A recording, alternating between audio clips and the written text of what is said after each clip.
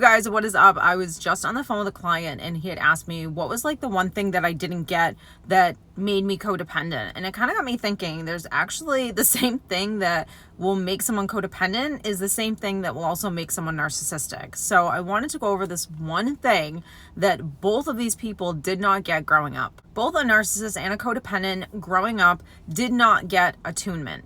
Attunement is the parent's ability to attend to the child's needs. When you can attend to a child's needs, that means that you are emotionally connected to this child. Attunement starts in infancy, where a child will receive warmth, food, sleep, a sense of security by being held, kisses, all of those things. What they're really getting is safety and love. So when you pick up a child when they're crying, when you give them gentle touch, when you do all of those things, you are forming a sense of security inside the child because the child is not able to give themselves any of those things, and we all need them. So when this starts to give the child a sense of security, that builds so many things like self-esteem and confidence, and just really it's starting to form really good mental and emotional health. That is why doing things like letting a child cry it out makes absolutely no sense and is completely ineffective because the child is not able to learn how to self-soothe. So people think that just by letting the child cry it out that they'll learn how to self-soothe when they don't know how to self-soothe. All it's doing is building a sense of insecurity in the child, which will create so many problems going forward. As the child grows up, they need things to help them build that sense of security within them. All children need these two really important things to develop their emotional well-being and mental well-being, and that is mirroring and emotional labeling. These techniques help a child to start really understanding why they feel the way they feel. This also helps them to understand what they're actually feeling. So if a child gets hurt and the first thing out of the adult's mouth is "you're okay," that is completely confusing to the child because innately they feel like something is wrong and you're not mirroring the same thing back. You're also not labeling the feeling. So the feeling is not that the child is okay. The feeling is that the child is sad or scared or worried or whatever it is. And by you telling the child that they are okay, that confuses the child to make them start over time, when this is done consistently, to not trust how they feel. So if you did get all of these things, if you got attunement, if you got mirroring, if you got emotional labeling, and you got it consistently, then you will grow up being very attuned as to how you feel. You will also begin to learn how to start giving yourself those things, how to give yourself love, affection, admiration, validation, all of those things that you will hopefully would have received growing up. So for a codependent, that absolutely did not happen. For a narcissist, that absolutely did not happen. It might have happened here and there, but it wasn't the consistent pattern that happened in the child's life. One of the biggest problems that I see is really the understanding of having a feeling. Being able to just acknowledge that you even feel a certain way is something that most people don't do. Most people are very unaware as to what they're feeling because they're so wrapped up in getting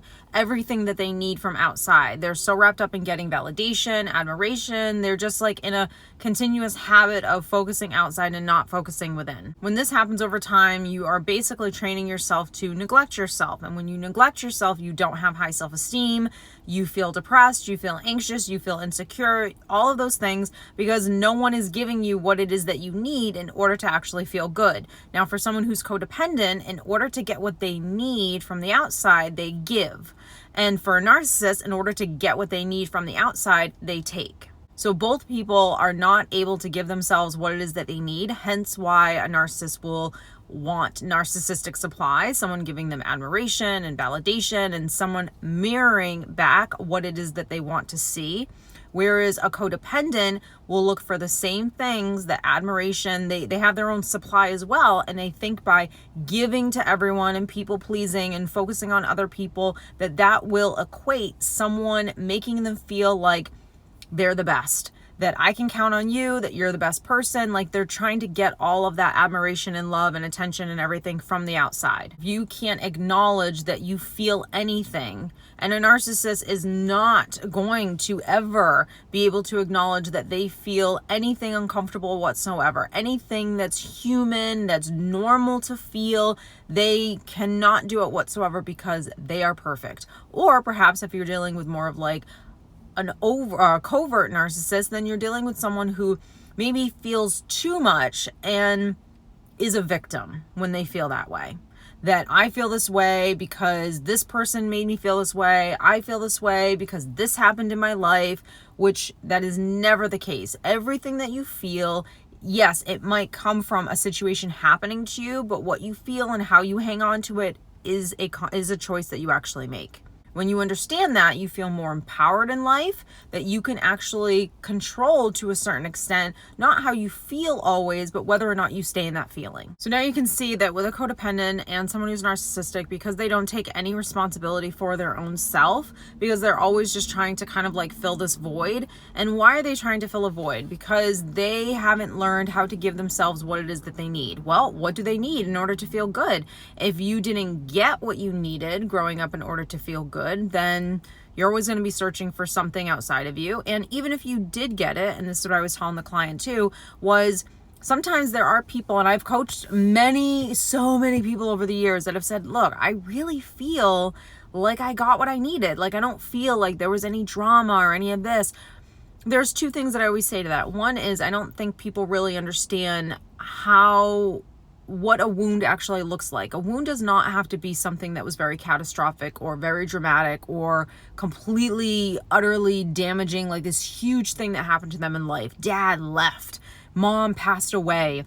Mom was an alcoholic. Dad was narcissistic. You could have had two parents that were fairly healthy for the most part and, did the best they could, but I think most people don't understand what abandonment looks like and how it doesn't have to be severe things like mom passing away or dad being narcissistic and being emotionally unavailable to you. It can also mean that mom and dad were really busy at work and that you were possibly an only child and felt very alone at times. Like, there are just things that you go through that don't have to be really, really hard things. They can just be these little things that you experienced that maybe if someone else experienced it, they wouldn't feel that way. But because you experienced it and that's the way you felt, it equated this little wound. And sometimes it doesn't have to be big wounds that really have a major impact in our lives. Sometimes it's just a culmination of these little ones. But it's really all about whether or not a person knows how to take care of themselves. If you know how to take care of yourself mentally and emotionally, then you are kind of like I always talk about the bubble. You are good to go in this little bubble living your life. But if you don't, you need these things, the things that you would have had in your bubble if you knew how to take care of yourself. You still need them, and you will get them from somewhere, and you will always get them from a place that's very unhealthy. So what have we learned? We learned that both a narcissist and a codependent have an inability to understand what they feel, to understand why they feel what they feel, to be able to fully accept those emotions and what to then do about them. So because those things are not being done, and by the way, those things are just like the basics of you taking care of yourself. And you don't have to be like really narcissistic and crazy codependent. I think the average person doesn't know how to do these things either. And that's why there's so many problems in the world today. And that's why there's so much talk about mental health nowadays, is learning how to actually take care of yourself and what that really looks like. What were the things that you didn't get growing up? And what were the things that, even if you did get them, you still didn't learn how to then do them for yourself. And that is very important. We learn how to maybe physically take care of ourselves or maybe spiritually, but we don't really learn mental and emotional well-being. So I hope you guys enjoyed today's video. If you did, don't forget to like it and share this channel with anyone who you think could benefit, or anyone who's going through a really tough time, or anyone that you know. Look, if you watch this stuff, you're going to learn so much, and it's going to completely change your life, because this information really does. It is a practice to be mentally and emotionally healthy, but it's a practice that you have to start. Otherwise, all you're going to do is continue to suffer. So I hope you guys enjoyed today. Take care of yourselves, and I will see you in the next video.